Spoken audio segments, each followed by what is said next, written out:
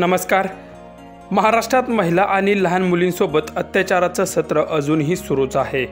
कोलकाता, बदलापूर, पुणे, कोल्हापूर आणि आता दौंडमध्ये चक्क 2 शिक्षकांनीच 9 मुलींसोबत केले भयानक कृत्य।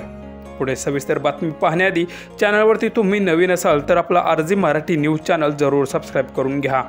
आरोपी बाबूराव धुमाळ हा इंग्रजी विषय शाळेत शिकवतो।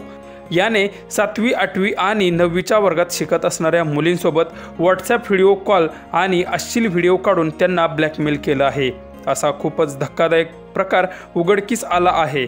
दरम्यान ही माहिती मुलींनी आपल्या पालकांना सांगितली तेव्हा पालकांनी शाळेत जाऊन संबंधित शिक्षकाला जाब विचारून चांगला चोप दिला।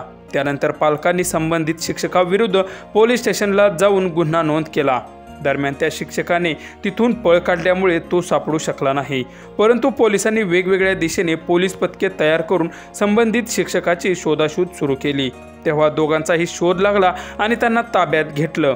संबंधित शिक्षकांना फक्त 7 दिवसांची पोलीस कोठडी दिल्याने परिसरातील नागरिक संतापले आणि या नराधमांना कठोरात कठोर शिक्षा झाली पाहिजे यासाठी मागणी केली।